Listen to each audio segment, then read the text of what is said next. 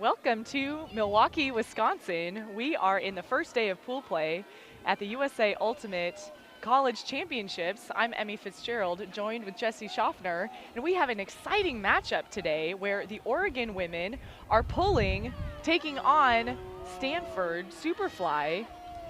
And Jesse, the last time these teams met in Milwaukee at the college championships, it was in the finals. Yes, that was in 2015.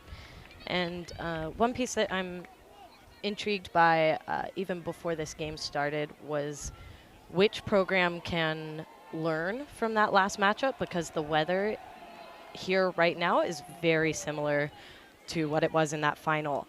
And what we realized halfway through that game, and in retrospect, was that the wind was sitting at great grab by Shea Davis.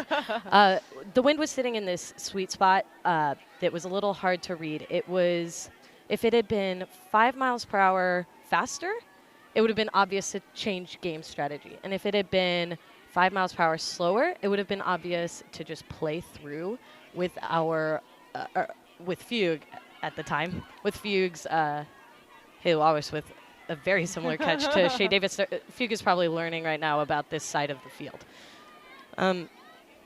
So Oregon really trying to adapt to the windy conditions that you've been talking about, Jesse, really affecting a lot of those swings back and forth on the field, but Fugue swinging it across the full field so far and finding an opening. There's Maddie Boyle. She's resetting to Haley Walrus. Haley, a bit of a bobble, so Stanford will pick up. Both teams with multiple national titles under their belts, storied programs. Michelle McGee over to Bridget Connor, underneath to Butterfield.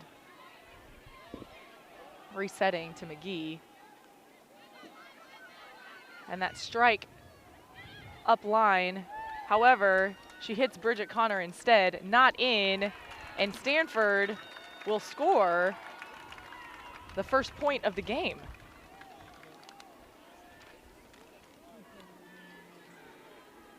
Haley Walrus seemed to be pretty upset with that little fumble, but she plays better when she plays loose, and I saw her playing around with the football before the game, and I'm pretty confident that she can just walk away from that one and turn to the next point. And so there are some overlap between that 2015 game final that you were talking about and the team today. So how yes, is that and on Stanford. And both sides of the disc. So how is that really valuable then coming into this? I think that there's a ton of value not just from the players individually, but the coaches. We've got repeat coaches here as well, and we have 3 leaders on Stanford who were rookies in that game. Michelle McGeehee, Shayla Harris, and Caitlin Go were all rookies when Fugue won in 2015 and all played in that finals game. And then we've got, Haley Walrus and Ella Hansen, Serafina Ingstad-Lido, all having played in that game for Fugue. And I feel like we're about to see who's ready to make adjustments and learn from that appearance. We call that game the game that we had to play, not the one that we wanted to play. And there's a ton of value in playing those games that are not the ones you want, but the ones you have to play. Exactly. And just getting it done when you need to get it done. Hansen centers for Oregon. Oregon gaining yards up line. Shot into the end zone. Looking for Rachel Hess. Just out of reach. So Stanford will walk it up. Carly Ekstrom.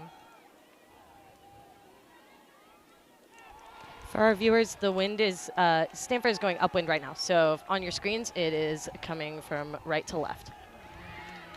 And a D near the end zone. Oregon with another opportunity to tie it up. And There's the shot. That's good. Good heads-up play there by Maddie Boyle.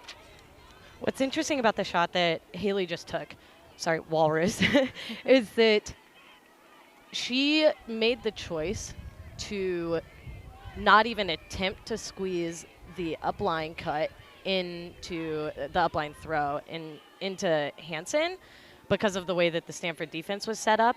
And there's not a lot of players who are going to make the choice that Haley just made, making it catchable for multiple players on a high stall count throw. It looks low percentage, but it's not if you're Haley Walrus. Because her team is ready. And that is one of Fugue's strengths, is that we call it a Rolodex from Lou Burris, old school office material where you have someone's last name, and you can flip to it, and all of their information is there. And we use that philosophy not only for defense, right? You learn your opponent, you know what they want, you learn what to take away, but it's the same philosophy with your teammates. And everyone on this Fugue team knows that that is viable for Haley, and just being on the same page makes it a higher percentage shot. That Fugue knows each other so well in our idiosyncrasies that are not traditional. That's so valuable. You talk about scouting and your opponents, but then really knowing the ins and outs of your teammates and the chemistry that you develop along the way. Both teams in possession of that. McGee with the disc for Stanford. She resets to go underneath to Connor. And tight handler defense from Oregon. But Stanford gaining yards right up the line. Harris. Harris with the backhand. And that's a grab from Bridget Connor, despite the oncoming defender, her second goal of the game. I really appreciate the choice that Emily Fagan made just then. She could have turned on her jets and blown physically through the Stanford receiver, and you can see her check over her shoulder, check the Stanford receiver, and make the intentional choice to take the path behind and have a view of the disc, make a play, but not at the expense of the other player's physical health. Exactly, and that's a big tenet of spirit of the game. It's not just sportsmanship, but also playing safely and trying to avoid body contact as much as possible. So Stanford will take a 2-1 lead, and we should say, I feel like most people are familiar, Jessie, that you are an alum of University of Oregon, but just in case, share with the audience a little bit about your background and association with the team. I played with Fugue from 2012 through 2016, and they were the best years of my life. No, it really was a dream. I came from a high school program that really struggled. I'm from Nashville, Tennessee, and I played for a high school girls team that won states by being the only ones in existence. So going to there, I could talk to you for hours about playing for Fugue, but it was a total dream. So a lot of these ladies equally as excited to be participating in the college championships. That is caught by Boyle, but out of bounds. Stanford then will pick up midfield. Stanford in the white jerseys, Oregon in the yellow. Resetting to McGee. Not a lot happening in the cutter space for Stanford, but they are able to find Butterfield. Butterfield looking for the end zone and thought that Kaylin Hardell might be able to get it on maybe the third attempt or so, but not quite. Maddie Boyle, hailing from DC, alongside Rachel Hess. There's this growing potential pipeline with the Arlington area to Eugene. And Jessie, you certainly have connections to the DC area yes. as well. I'm a big fan of that community. So Oregon near this front cone, There's Hansen swinging it out. Lots of lateral movement. You can see that Ella Hansen has already made adjustments from the throw that came out of bounds earlier this point. And she's already calculating her throwing and receiver adjustments from mere seconds ago. So calm and collected. Oregon able to advance yards. And overthrown. Stanford inside of half field. That throw and strike. The Dunham.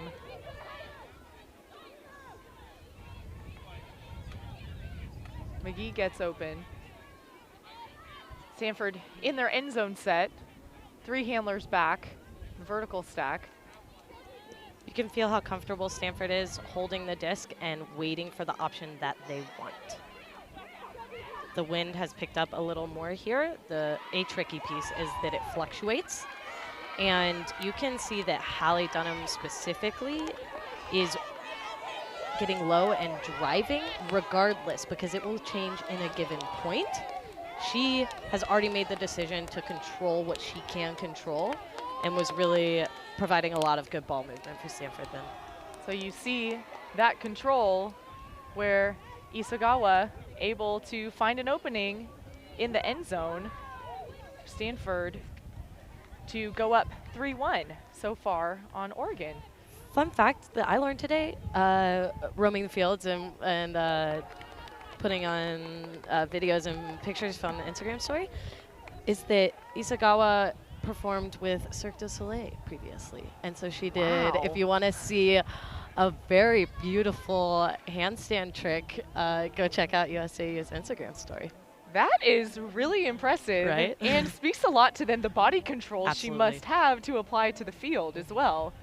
We should also note that Jessie is a Live Ultimate ambassador with USA Ultimate. So talk a little bit about what you're doing then this weekend at the college championships. Trent Dillon and I are both here being social media presence and coaching some clinics tomorrow, which I'm really excited about, Gum and Learn to Play.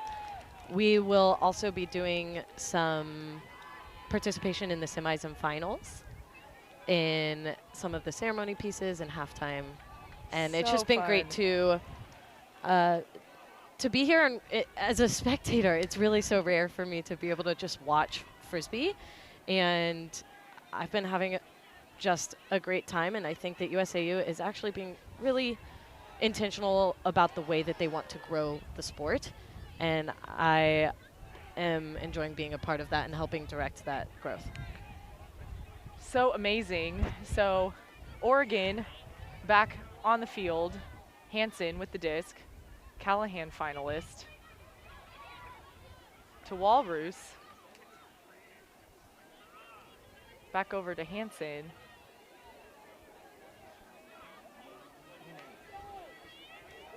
So cool and collected.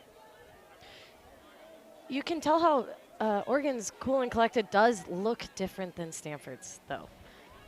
Fugue is taking pump fakes and moving the ball, still wanting to move it quickly regardless of the zone set that they are in. Staying nice and patient. What is this Stanford defensive look kind of trying to force with Oregon? It looks like it's a 3-3-1 where the top three is the middle is a flat mark, and on either side is a sag, which just promotes more passes being thrown. Now Oregon managing to get through that initial wall, now approaching the red zone, trying to get it off the sideline. See, that defense is very comfortable letting the disc off flat, no yard gain, or straight behind. And Hansen to Walrus. Oregon marches it right down the field. I think what the defense is attempting to do is move the disc laterally and then perhaps shift once it gets to the outer thirds. But Hansen there took a few of her free passes to evaluate the defense and then attack in the ways that they are vulnerable, which is up and through. And then once you break through that first layer, moving the ball so that they cannot catch up. Then you just take whatever is open and move the disc up the field. And certainly found those openings. You can see the effect that the wind is making. We see from this woman's dress. That is Katie Weatherhead, head coach of Oregon Fugue. She was a fifth year my freshman year in 2012, and this is actually her 11th year with Fugue. Wow. She was an assistant coach right out of college under Lou Burris, and she is hands down, and I've never seen this quality in anyone else to the extreme as it is with Nidge, as she is commonly called. She is the best line caller for a team that I've ever seen. She got a concussion once, and we were just thrown to the wind because she's so good at that piece. Now she has moved more into a strategical role, and Nidge, Katie Weatherhead, is getting married this coming weekend, so she's being very intentional about her sun protection. No wonder she has an umbrella. That's so smart. She is marrying Camden Allison Hall, formerly of Oregon Eagle. How exciting. Well, congratulations to them both, and smart to try and avoid the weird tan lines. And Walrus coming through, running through that D to set up Oregon in a break scenario in the red zone and to tie, and intercepted. Another shot for Stanford. And there's the Huck looking for go. She slides and catches it. Butterfield is right there and overthrows Caitlin That's Caitlin Go, Stanford's Callahan nominee. Yes. She's been a part of this program for quite some time, and the coaches described her as often going unnoticed by others, but being reliable and a consistent leader for this team.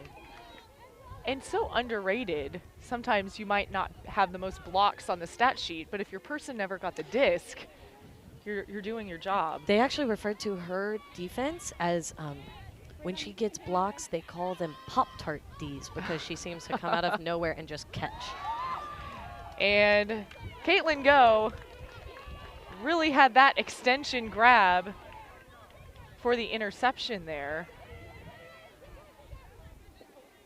Fugue must have been out of bounds. Sorry about that. But Fugue back Oregon with the disc. Short passes upfield. There's Walrus.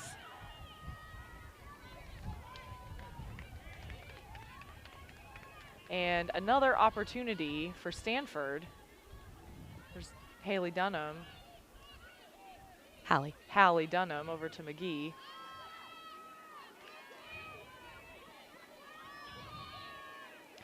Good read from Butterfield. And a little bit of contact, but it is an interception.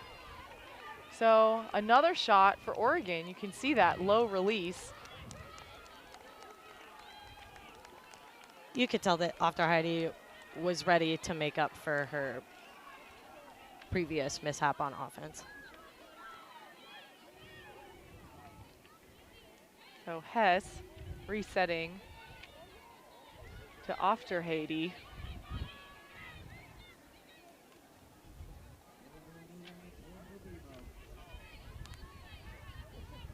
And Patience in the handler set. Travel called. You can see that Stanford's zone looks different. It's another junkie set or zoney set that seems to be more like a three-person cup that crashes and less like a flat mark with a sag.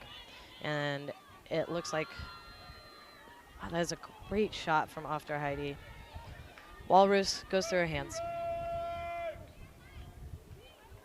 So turning into a bit of a long point comparatively. Both teams really trying to buckle in. Stanford Now on offense, Dunham will overshoot. May have hit one of the Oregon players in the meantime, the disc, that is. Now Oregon with another chance to tie. Nice It dive. looks like some of these Oregon players are focusing up on their catches, trying to bank this offensive possession.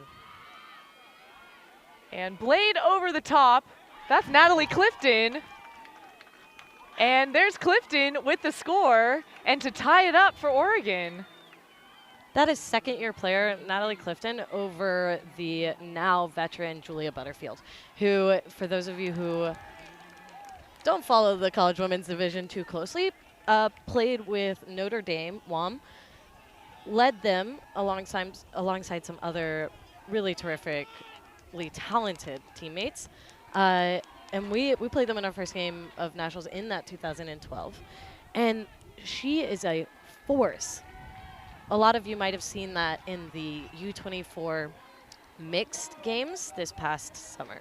Or I think it was summer. It was summer in Australia. Summer in Australia, yes. But January in the U.S. And then I actually know Natalie from her time in Texas over the summer, playing with a local club team in the DFW area. So exciting to see these young players grow and learn. And then the confidence that they're able to really obtain through this college division that then they take with them. How did that help you playing in the college division to build up your confidence? Sorry, which piece? When you were playing with Oregon, yes, just playing in the college division, does that help build your confidence to then translate across? Yes, and specifically, again, I can really only truly reference Fugue. But from my experience, a piece that Oregon instills is confidence in your, a lot of people call it superpower, a lot of teams do. Just like what you deliver best to your team, and that is your safety net. That is what you can always rely on giving. And when people know that about their own game, when things start to crumble in any facet, which they're bound to do, you cannot have a perfect season, perfect game, any of the above. These Oregon players, and this is common for many teams, know exactly what they are supposed to provide and what they can confidently take value in. That's really for their good. team. And I think that was a really great place to start. So for me, I knew that what I had to fall back on was my legs and my desire. So when things weren't going well, what I could give was just churning, just work. And that's different than, say, Walrus's superpower, right? Right. And that when we know that about ourselves and about each other, it can really cultivate this confidence in not needing to be perfect. And that is a piece I've always carried with me to other divisions. That's so important. And you talk about players and their roles on the team, not needing to play outside of their roles, but really focus on what they're good at and then improve in those other areas. Stanford trying to score and take the lead as we're currently tied at threes. Fugue running a junk of their own. And nice grab there from Julia Butterfield. And she will dish that on to Connor for Connor's third goal so far of Stanford's 4 points. I like that over-the-top shot, even in this wind. That shows a lot of gusto, especially from a team that is traditionally a little more by the book, as Stanford is. I love seeing people take those shots, and maybe it's an easy choice when your receiver is Julia Butterfield. Right.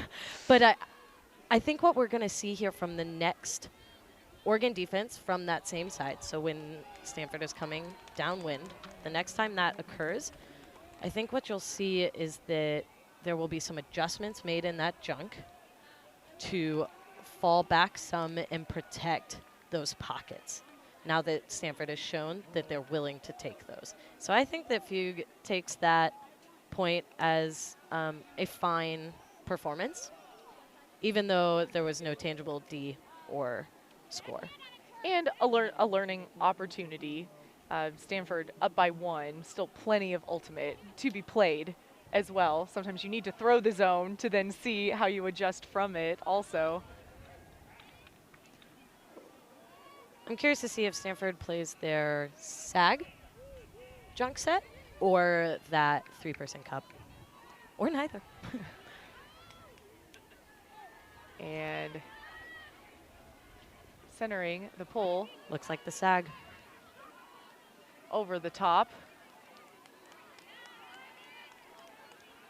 And that is called up. And actually some discussion. Hansen saying it bounced off of her teammate's foot out of. I'm curious, it looks like the people around the disc had all agreed upon that, and it seems like some confusion is coming from further away on the field. So, talk it out. Disc is checked back in play. It's always unconventional when you catch it off of a deflected shoe, but Oregon keeping possession, far sideline. It looks like this Stanford junk is getting exactly what they want out of it. They are allowing for these lateral passes. They want Fugue to be throwing a lot of passes. What Oregon's going to try to do is break it through that first layer and then get going. And Caldwell unable to make the catch. Instead, Dunham will pick up for Stanford. Inside backhand. Gaining yards. Kratzer. Kratzer actually sang the national anthem this morning. That was Kratzer. Wow. And that is a score from Stanford. That is a huge momentum shift for banking the upwind break. Right? Yes, yes. Butterfield with the disc, with the score. And the first day of pool play, you never know what can happen, but so far, North Carolina upset Oregon earlier today. NC State. NC State, yes, I read NC State. NC State upset Oregon 15-11, while Stanford played Cornell and they won 15-3. Yes, I was present for that Fugue game this morning. And from my perspective, they were just sleeping. They came out sleepy and didn't clean up their act until too late in the game.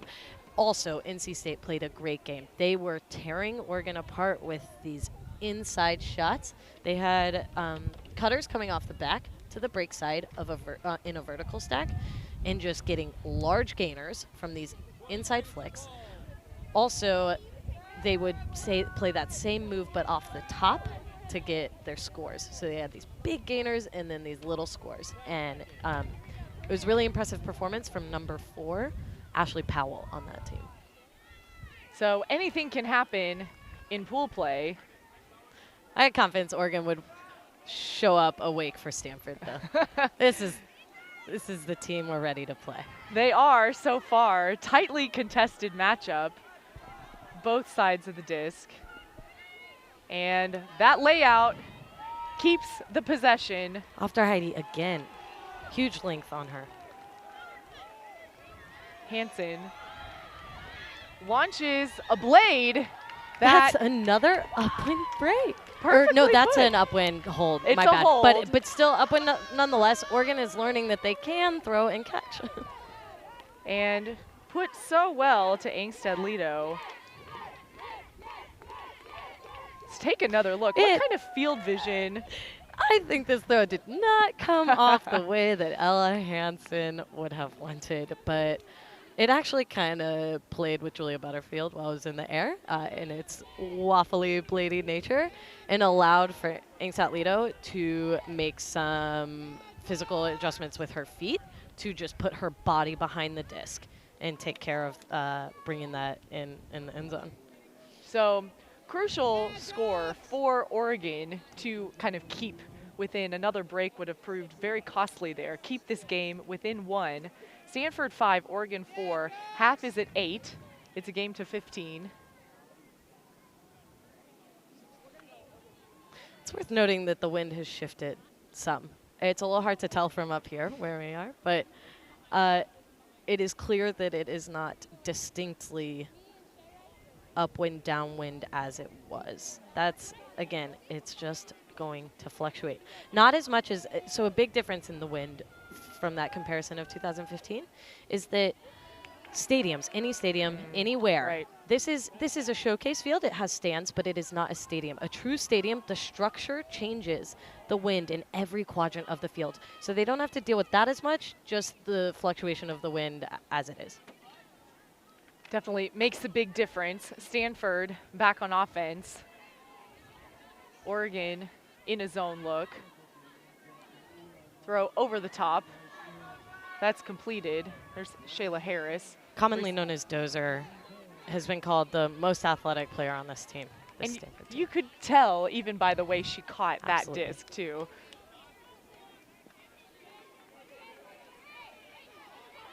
Resetting to Butterfield. Disc manages to stay in bounds. Dunham to go.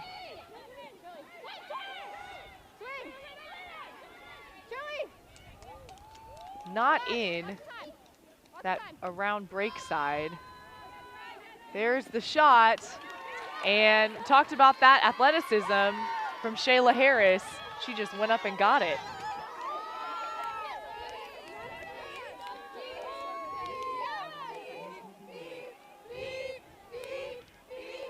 And Stanford was really taking their time looking for the right look. That's Hallie Dunham again with a somewhat risky shot, but I love seeing it from her. She has been a great thrower for ages. She comes from Seattle, of course, playing a ton of youth, and she came into this program as a rookie with arguably the best throws on the team, and she has not stopped providing that for them. So Stanford takes a 2-point lead. They have 6, Oregon 4.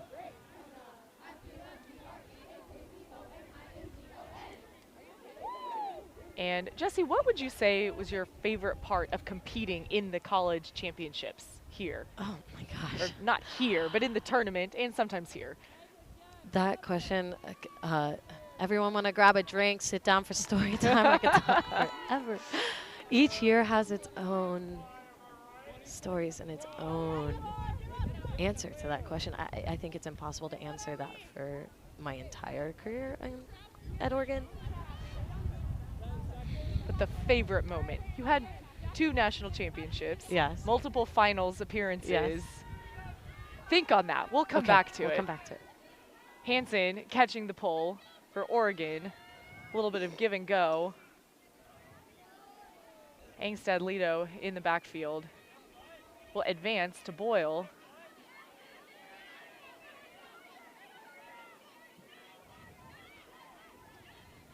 And looking to get that out of there. Swings it to Hess. We are back to this 4-person cup for Stanford. They are loving the switch up. Play 1, change it. Play 1, change the look.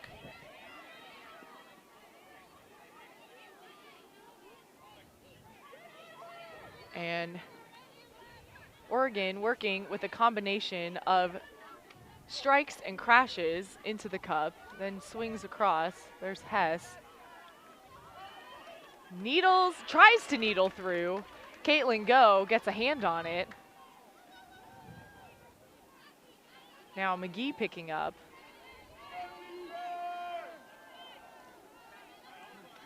You can see all of the Fugue defenders are playing under of their cutters. So they are trying to force those receivers deep.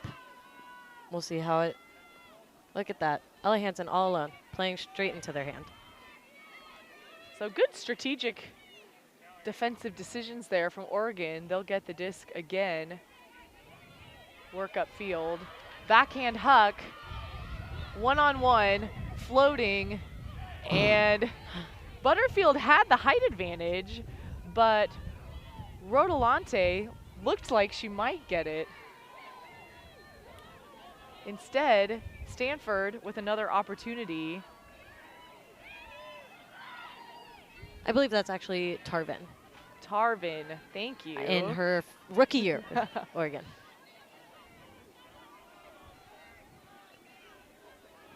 Oregon back with the disc.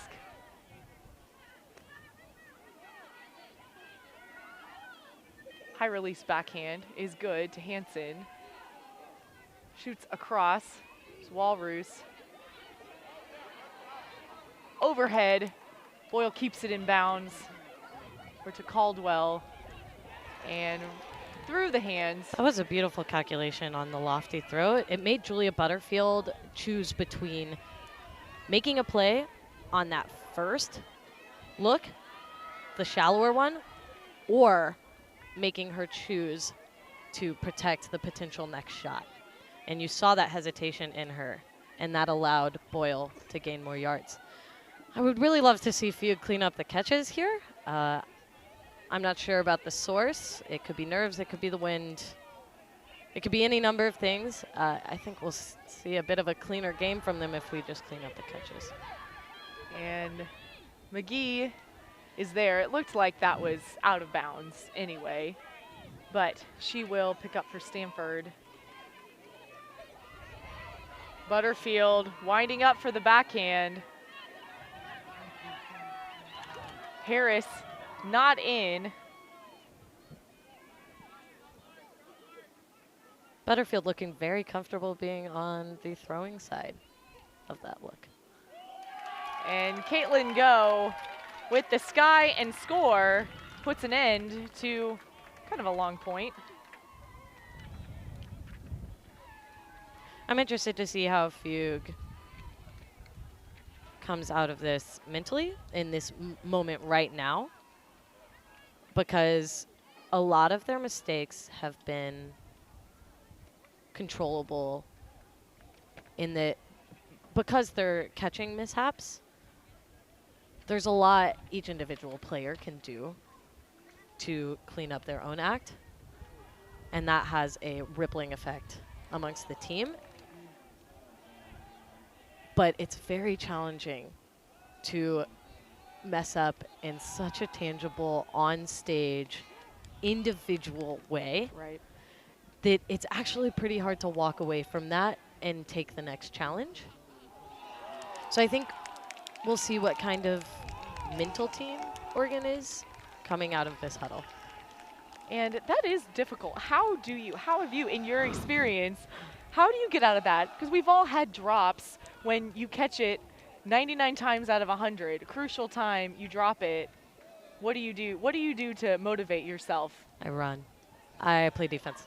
The only way I feel like I can make it even to myself, even just proving it to myself and to my and doing it for my team, is to go get the block. And it really is an incredible power,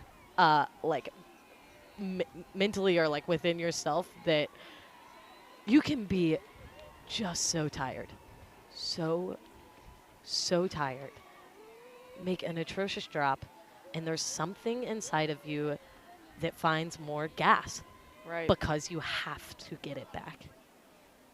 It's one of my favorite things is to watch players earn their mistake back, even when you can tell how gassed they are. That motivating factor. And then I like what you said about that rippling effect then to the rest of the team. You have a drop, but you go get a block. Exactly. Absolutely. It moves on throughout.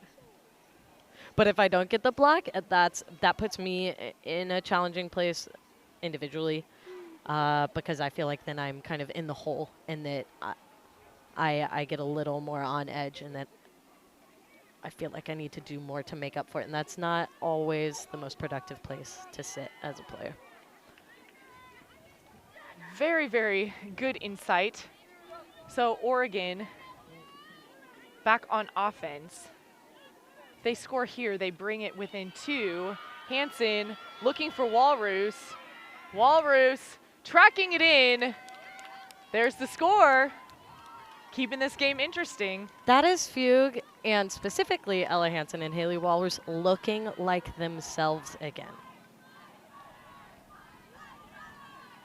Another piece I'll add about, oh gosh, watching Haley just out-position and out-read on this run is what's beautiful. She makes it easy on herself once the disc comes into catching territory. Another thing I'll say about the catching and moving forward from that is that the best players and a lot of the best coaches will say the path is to have the memory of a goldfish. Yes. And if you make a mistake, certainly adjust as is productive, but you cannot latch on to them.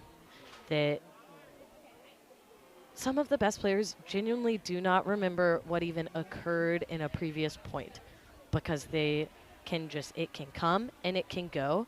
And that sounds like, well, a really peaceful place to, Right, to be. right. I strive to embody that, but certainly takes some work. Thank you for tuning in. If you've just joined our live stream, we are in pool play at the USA Ultimate College Championships. I'm Emmy Fitzgerald with Jesse Schaffner, and Stanford has a 2-goal lead currently. If they score here, they will take half. This live stream is on Facebook, YouTube, and Twitter. So if you're following along on Twitter, be sure to join the conversation using hashtag USAU D1 Champs. And with that drop, Oregon able to get the break opportunity to take this game within 1. Stanford immediately going into a zone look, though off of the turn.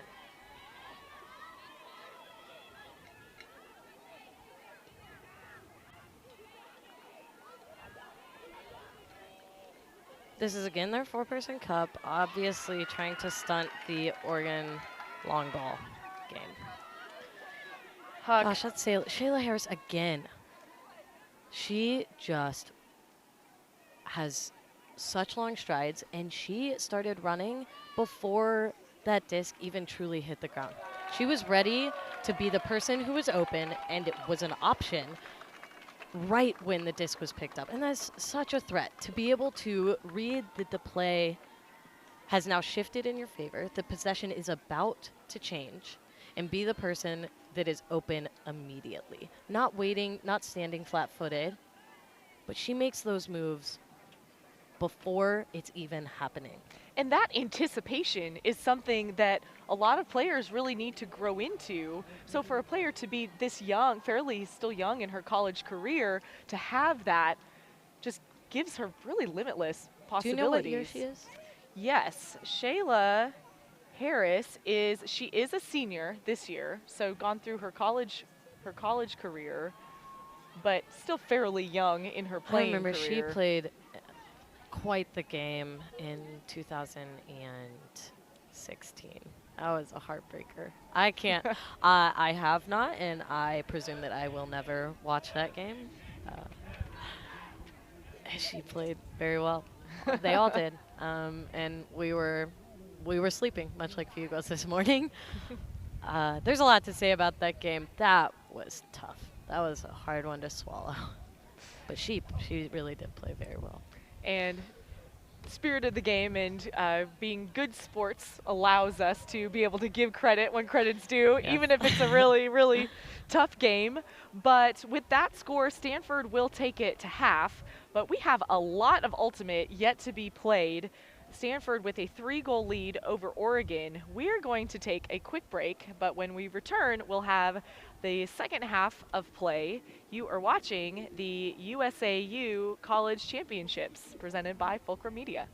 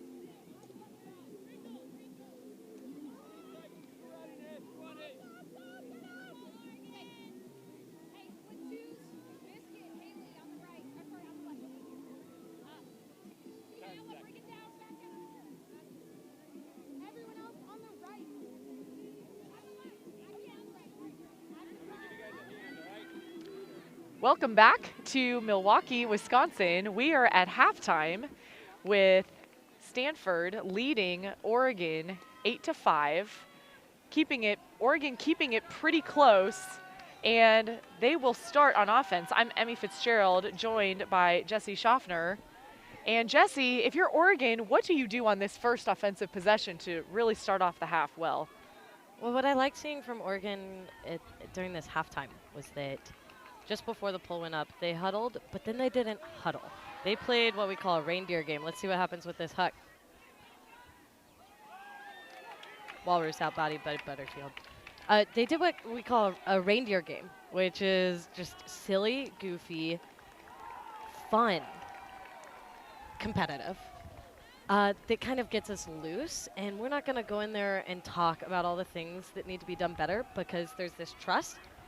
Nice block from Caldwell. There's this trust that everyone on the team knows what needs to be done. It doesn't need to be talked about. We just got to get in our zone of optimal performance mentally and collectively. And there's the hammer up in the air, and Oregon will start the second half with a goal. You can already tell that they're feeling a little more loose and a little more themselves putting up shots like that. Great field vision. Angstad-Lido literally points where she wants her receiver to go and made it happen. That's Morgan Caldwell. She is part of another, quote-unquote pipeline for Fugue. She is from Bend, Oregon. She went to Summit High School, and so did Jadra Rodolante and Davis and Rogers and Petrus, all on this team. So I think you could call it a pipeline. Yes. Another one that I really adore is currently we've got Haley Walrus and Gabby Ofterheide, both coming from Sheldon High School in Eugene. Alongside them was Hope Zima from last year. Colton Clark, who's on Ego, and Chris Strub, who was a dominant name on Ego in past years.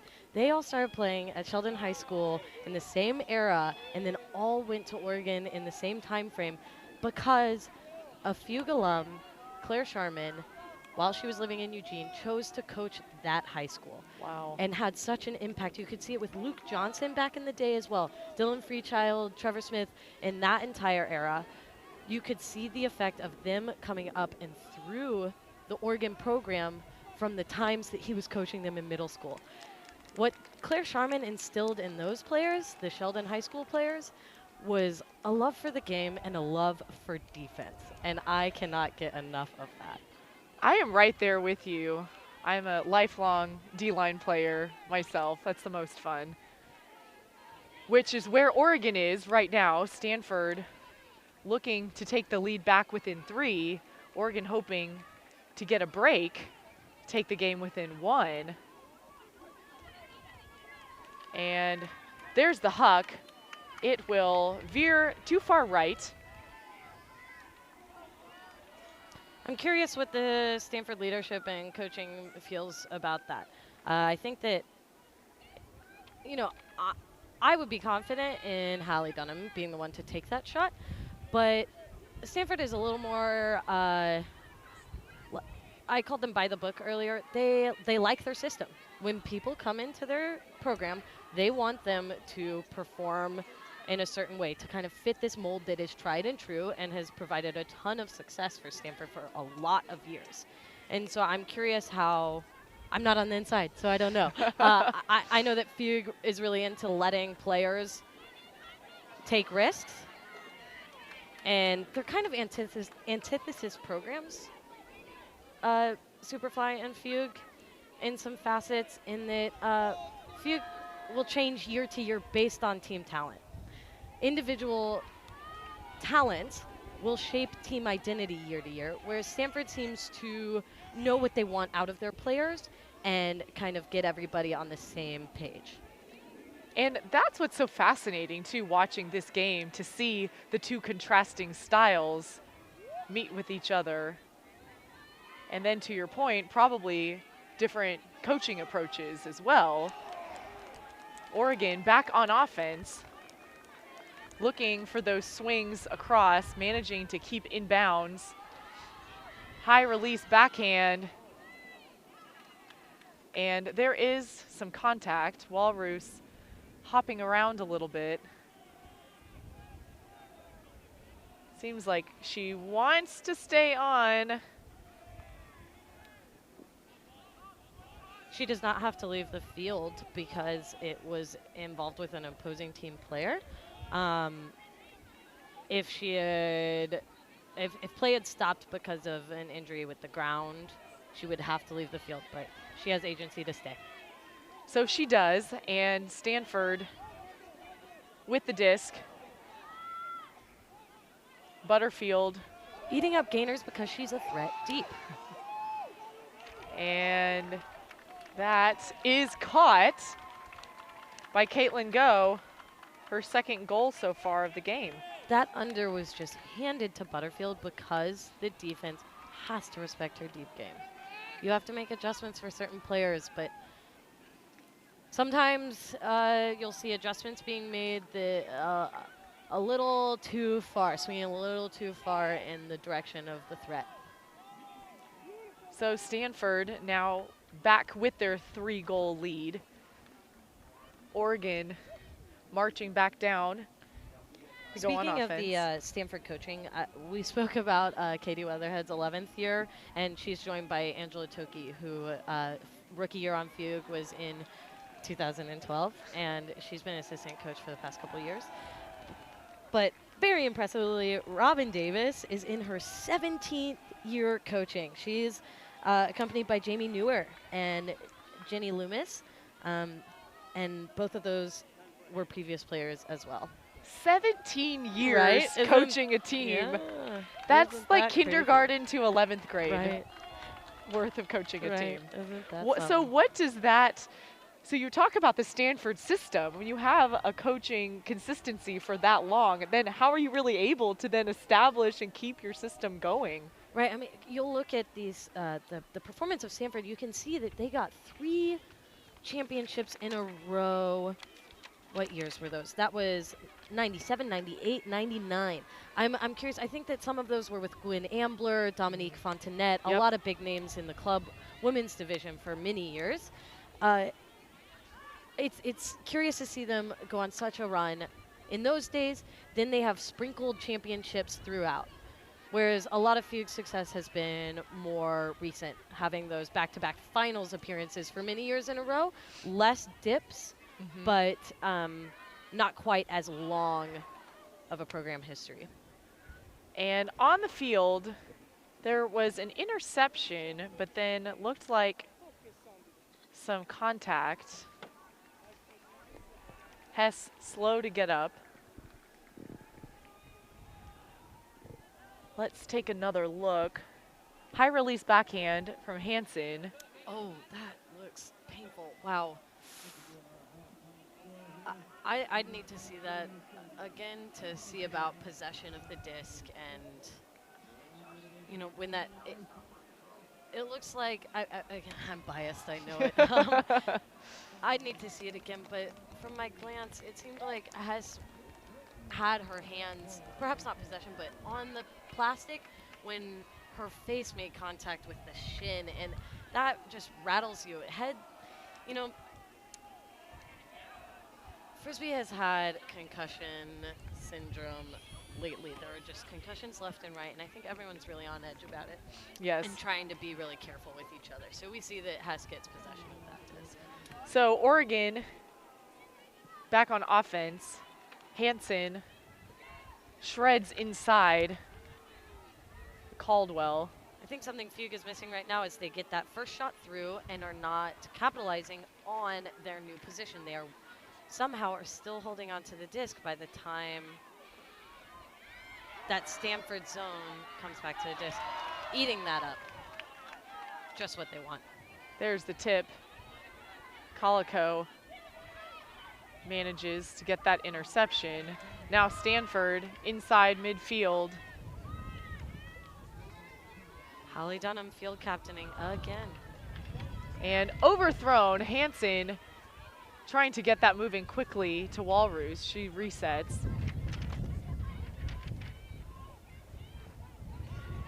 have this kind of flat mark zone. Up the line shot, out of bounds. Walrus was downfield. Yeah, we were talking about the wind changing. It is certainly still right to left on your screen, but there is some diagonal wind at play here, pushing towards the side that it went out. So something common in Frisbee is that you want to fight for the high side, and that's going to be the side closer to us on your screen. Sorry, closer to the viewer. Because if you fight to gain, you see Hansen taking care of that toss-up. Like, Hansen should be focusing, all of you, both teams should be focusing on fighting to get the disc towards the high side instead of getting trapped on that downwind sideline. So Hansen trying to throw it towards this high side, as you were saying, but air bounce off the ground instead. Stanford with another opportunity to score. Swinging around. Ekstrom. You're seeing a ton of really balanced performance from Stanford right now. And there is a tip, but the continuation from Dunham was good.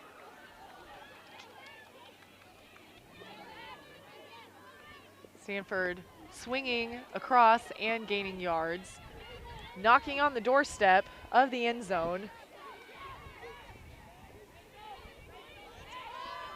Still not in, but finds the opening on the break side, and Carly Ekstrom for the goal.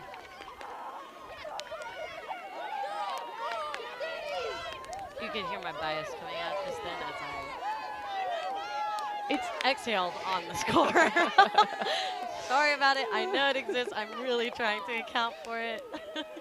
And I think being aware of it is certainly the most important part. You're an It's just impassioned Stanford. alum. Why is it always Stanford? Why must I end my college career on a loss to Stanford? But Stanford showing a lot of patience in the end zone and ends up finding that opening on the break side. What I was saying before about the balanced performance is that, yes, you're seeing a lot of Julia Butterfield, you're seeing a lot of Hallie Dunn, you're seeing a lot of Shayla Harris and Caitlin Go. But it all feels very balanced across the board. You're getting just very solid performances from their entire roster. And you can just tell how comfortable they are getting the edge in the beginning and then riding it out. Holding onto the disc for as long as they need to until they get what they want. Like slipping that in once the defender just got caught on the wrong side of her feet. And they're so comfortable, every single one of them, performing that job. Just waiting for exactly what they want. So Stanford keeping with the 3-goal advantage. Oregon now on offense, trying to gain yards.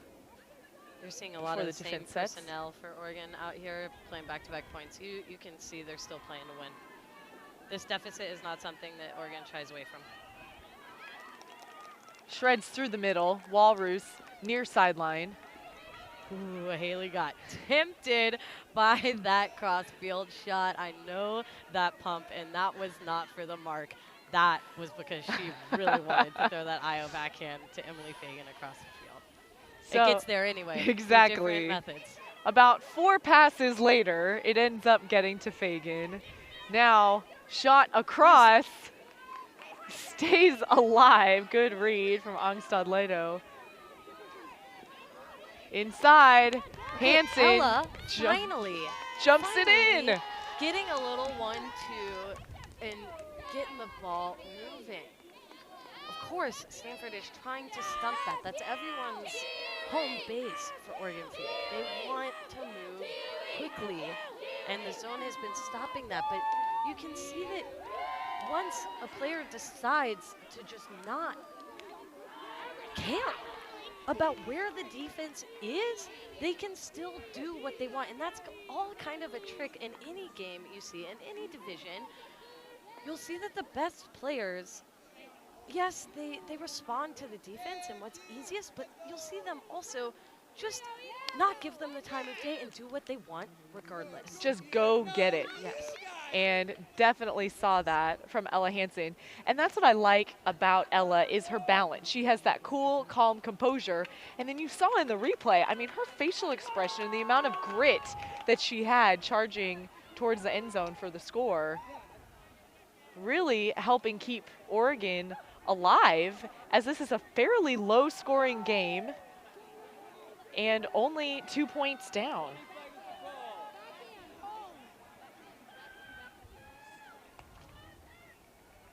So Oregon to pull after Heidi with the disc. Down to Dunham. Center to Butterfield. Close. Clifton was almost there.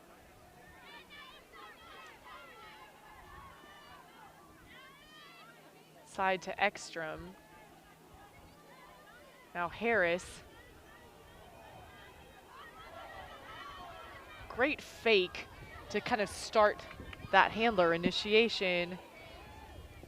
And they'll find Sarah Kratzer, the freshman, in the end zone for the score. It's Hallie Dunham again taking those shots. That's the consistency with which it's happening at this point makes me feel like the leadership and coaching staff has given her the green light. And I like that look. I like giving some of your players the green light to get efficient scores like that. So Stanford will increase their lead by 1. She is hyped, Hallie Dunham. You can tell that even the ones that she's taken that haven't connected, she's moved past them. She's ready to take more. Some other pieces, perhaps this plays into the Stanford Cool Calm and Collected, as they are known to be. They seem to have a significant grad student contingent. I think perhaps I counted 7. I would need that confirmed, but they've got quite the grad student contingent, and that could be playing into their confidence and style of play. We've also got that Fugue has won the 2 head-to-head matchups between these teams this season, but last season, Stanford won all 3 of the head-to-head matchups. Wow. So you've got these teams year to year continually matching up with different results. And that's what makes a great rivalry and such an exciting game so far today. Oregon O-line back on the field.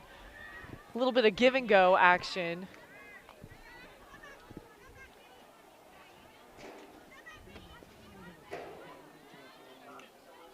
Trying to get it around the cup, but really just crashing and gaining yards that way. Over the top backhand. Swings over to Hansen. Hansen shoots to Boyle. Looking for Walrus in the end zone. Falling but into the Butterfield trap. You have got, as a thrower, you must not only calculate your own player, but the defense. And not just the defense and where they are, but who they are. And there's a huck. Harris with the layout. Sliding catch in the red zone. Just out of reach for Butterfield. And Harris will call an injury, but how about that layout? That was huge. Full body extension. Really the best of the best of the best. An intricate piece there was that after she got up, Hansen maintained some physical positioning on Butterfield. The disc went up before Butterfield had Hansen beat, and Ella didn't have to do a lot of beating her to the disc. She just maintained her defensive positioning, which made Butterfield run around her, which delayed her getting to the spot where the disc was thrown, and she just missed it by inches. Defense, well, the whole entire game, but defense is all about these like intricate choices, making them look at their not best option, right? Exactly.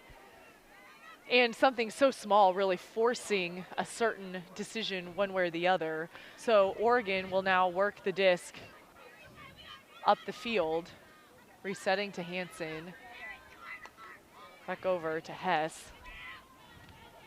Something I was saying about assessment and personnel is that Matty Boyle, commonly known as Biscuit, they should have adjusted for knowing that Butterfield is sitting in the backfield.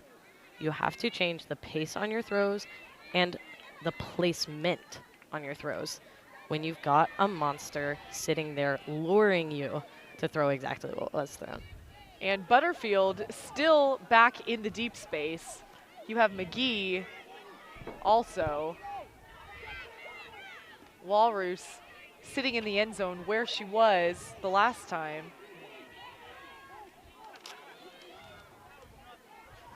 And that's a shot.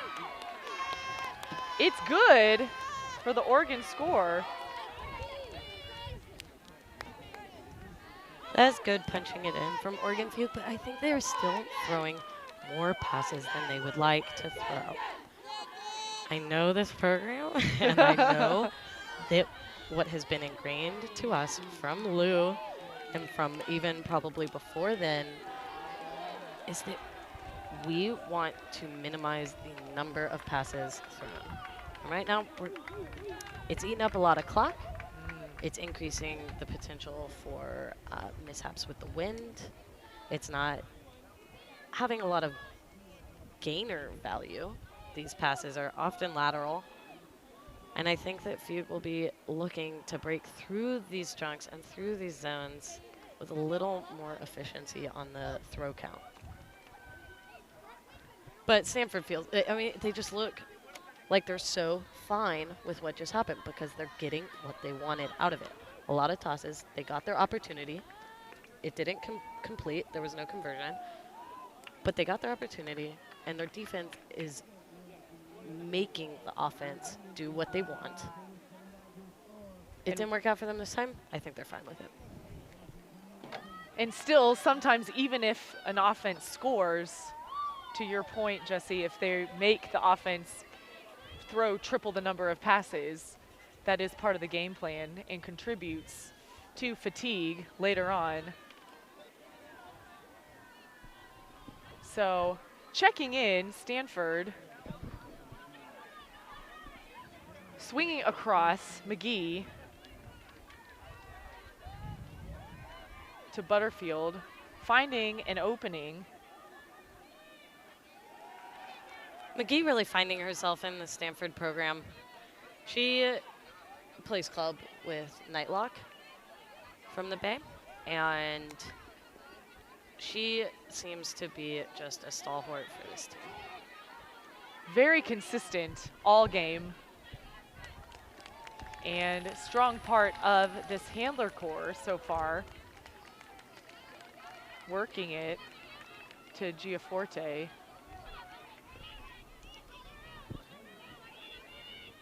Butterfield looks to swing across, but then elects to reset it back to McGee.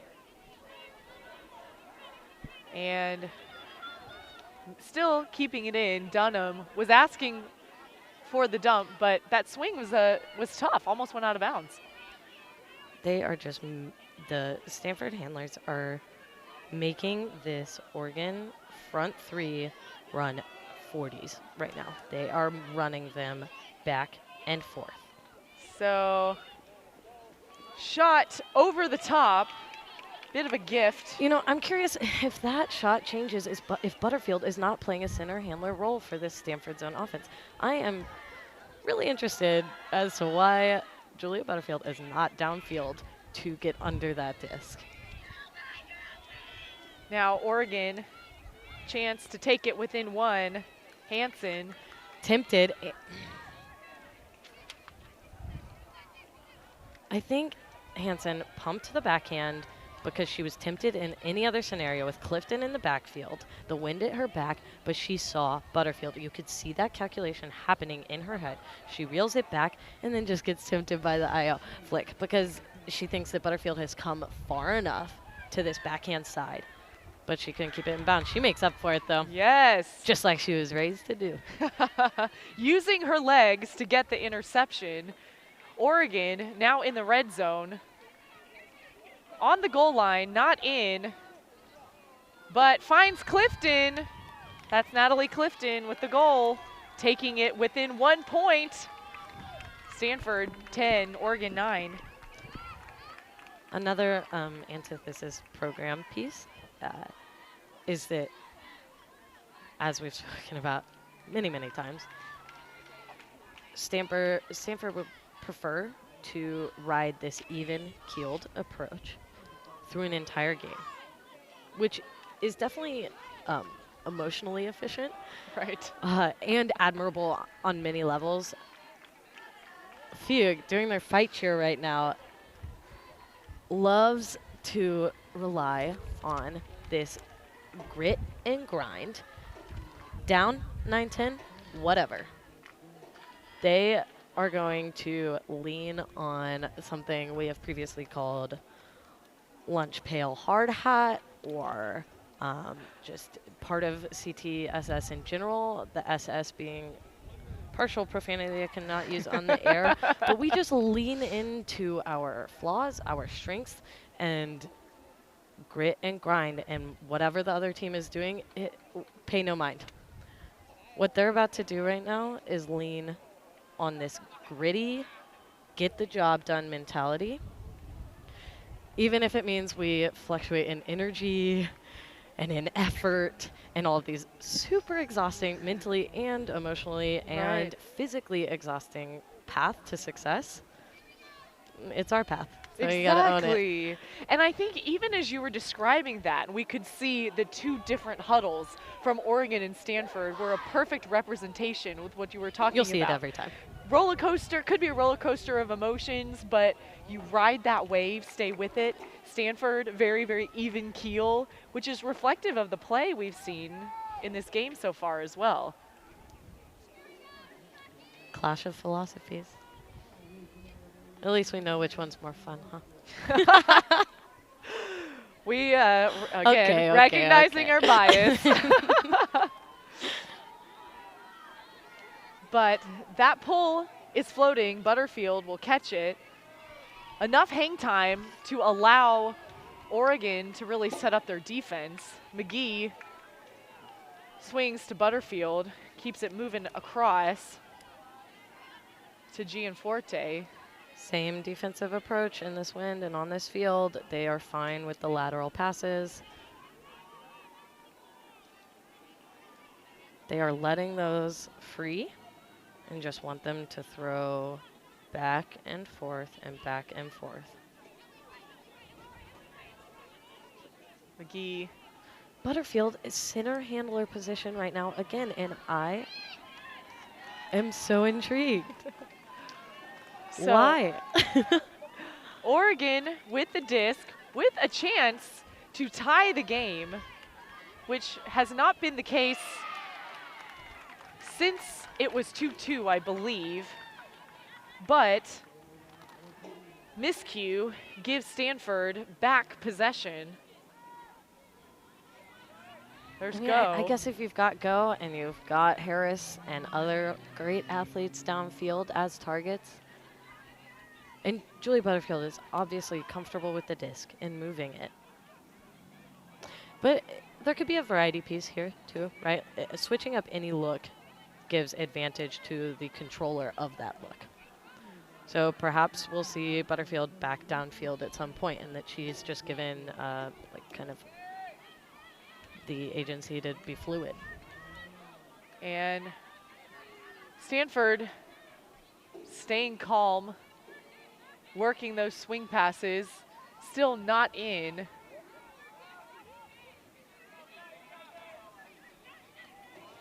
Going back to Gianforte. That is the fourth time they've been in that spot this possession. McGee with the disc. Stanford does have 11, Oregon 9. So if Oregon somehow gets a turn and a break, and that was the turn. That is the number of passes. And that's is defensive again. strategy. Right. being okay with certain passes and taking care of, prioritizing, not allowing some of them off, with the knowledge that with each additional pass, you're increasing the likelihood for a turnover. So Oregon, now with the disc, needing to work it full 50. There's Boyle. If Oregon scores here, they will bring it within 1. If they score here, you'll see what this season's Fugue is made of. They are tired. You can see it. It's been a long point. If they can bank this, if they can be the one to turn their legs on, be the one to get open, then you'll know what they're made of. And Boyle trying for the bid, not there. Butterfield will pick up. And bobbling, but go. We'll put it away.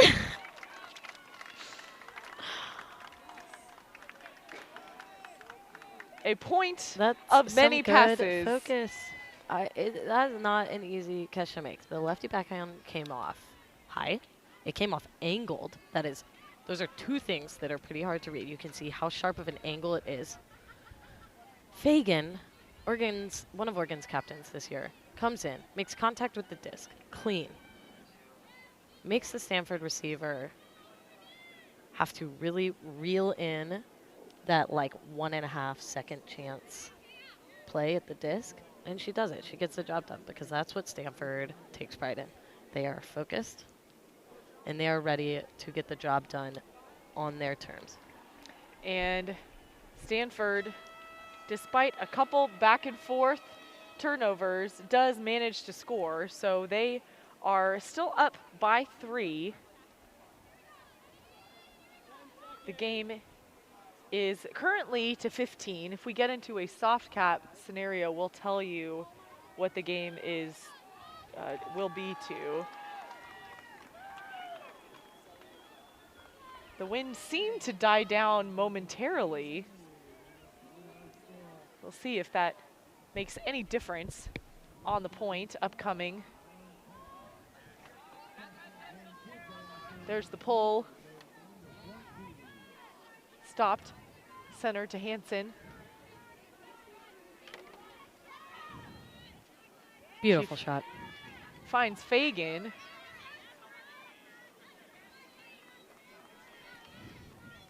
Off for Haiti.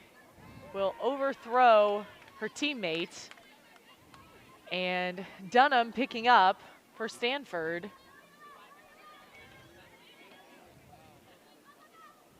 Out of reach. That's some good pressure off the top there from Fagan on defense. Walrus picking up immediately. Hansen pushing. Shoots for the end zone. Will it stay that in is bounds? A fantastic catch from Emily Fagan. It is called inbounds by the observer. She has grown to be a phenomenal player for this Oregon program. She was, that is wonderful for me to see as a captain when she was a rookie. I love seeing her performance right now. She is putting on a show for her team, of which she is now a captain. That is strong. That is a strong catch. She has evaluated where the back line is. She knows that Ella is going to put it. She knows that Ella prefers her forehand. She knows it is coming. She evaluates where the line is. There is pace on that disc, and she knows she has to get up there early. And she takes it with some contact from the defense. That is a beautiful catch. So Oregon bringing it within 2. You see Haley Walrus eating a pickle and doing a little dance in the meantime. Oh, yeah. You do you. Because of course you will.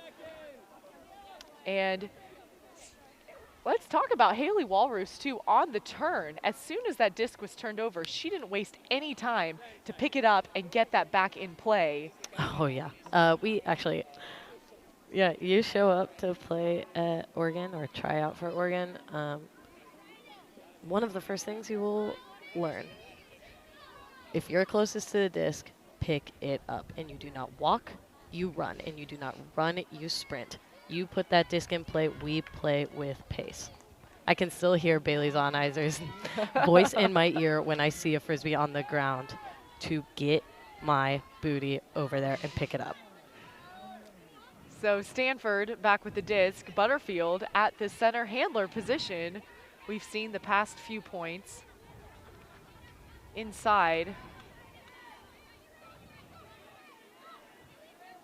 Harris not taking a lot of throwing shots. You saw her evaluate and think about that deep shot, but she is just eating up yards as a cutter and doing what is asked of her with the disc. So McGee with the disc over to Butterfield.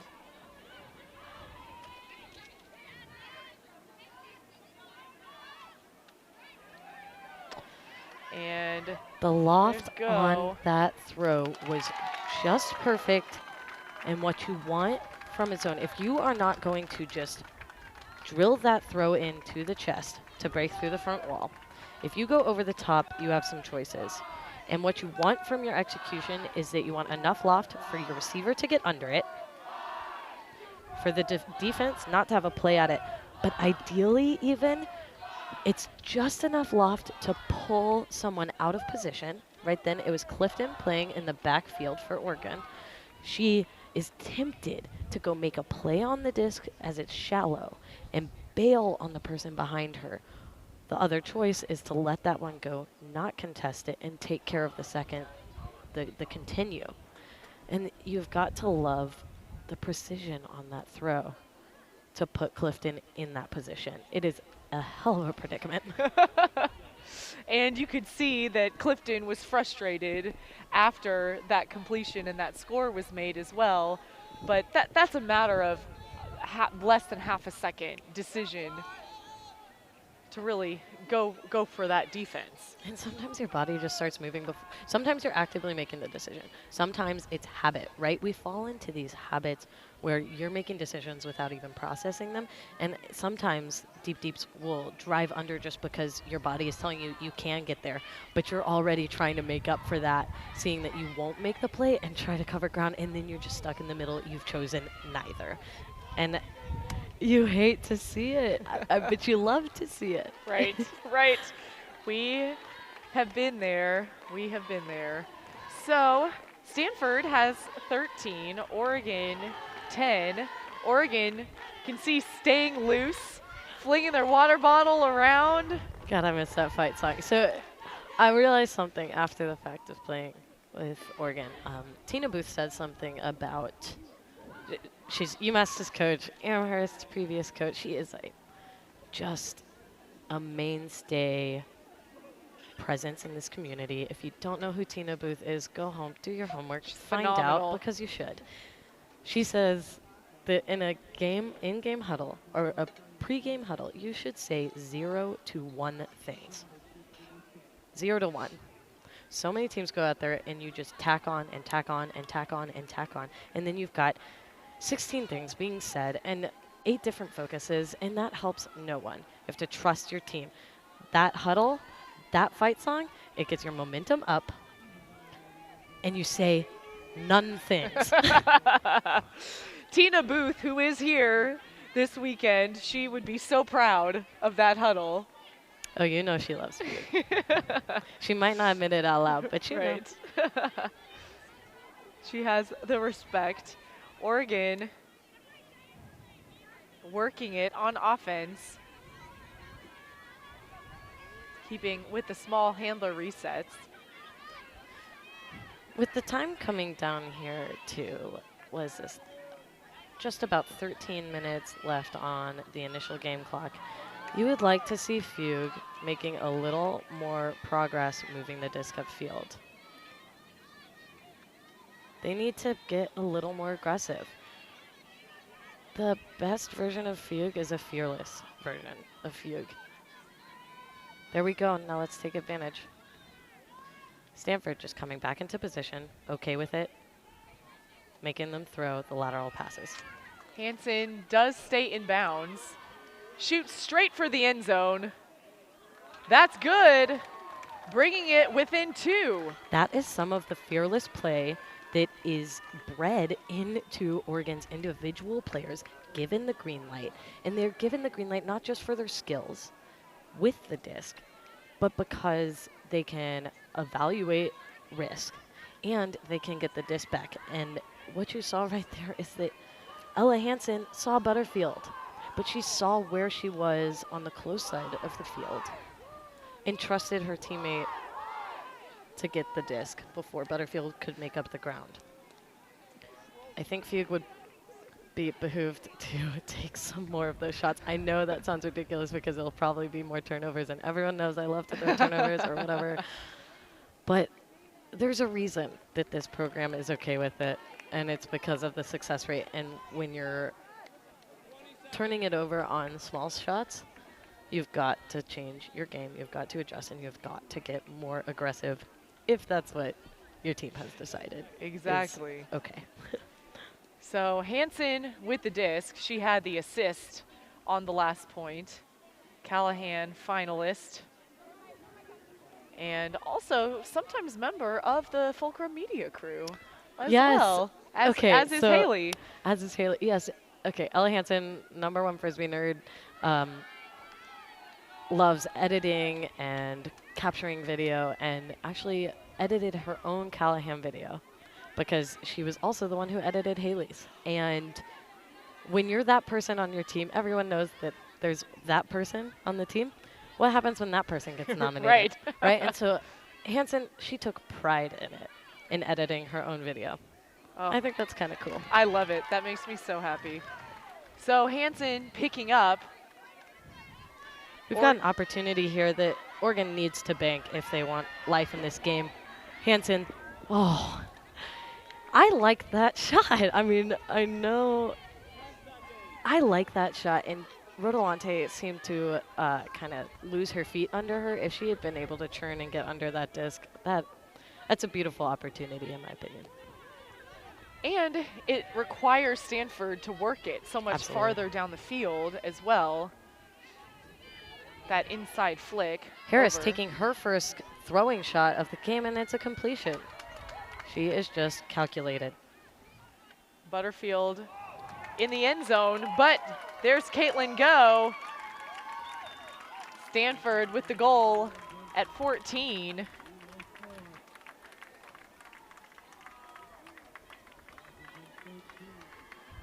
And Harris, usually the one receiving the hucks, decides to throw a huck of her own. And her teammate, Bridget Connor, is there. Another one of the grad students from Stanford. Yeah, and Harris just trusts her teammates to finish the job. So Stanford 14 and Oregon 11. It looks like with the soft cap horn going off that it was game 214. So with that, Stanford will win this pool play game 14 over Oregon's 11. Coming so close down to the wire. Jesse, if you are Oregon, knowing their culture, knowing that less is more a lot of times in the huddle, what do you say, though, to really set the intentions for this evening well and then going into the rest of pool play tomorrow? Or what don't you say? Is there an activity? Is there elements to keep the team loose? This is so classic, but focusing on controllables, of which there were many that were not taken care of today at large, not just this game. And I'm not sure how much that they will get into the nitty-gritty because this is a long tournament. So prioritizing what the focuses are. A path forward is more important than a clarified past. Definitely. So I wouldn't be surprised to hear that they're focusing on their path forward. I mean, as will Stanford and as should anyone. This is kind of reminding me, the last time we were here, Oregon Ego dropped 2 games, day 1, and made it to semis. There is life.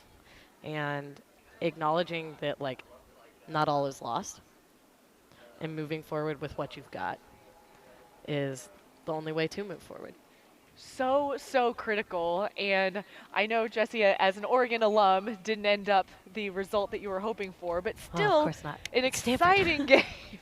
Such an exciting game of Ultimate as Stanford defeats Oregon 14-11. That'll do it for us on the live stream. For Jesse Schaffner, I'm Emmy Fitzgerald. Thanks for watching the USA Ultimate College Championships presented by Fulcrum Media.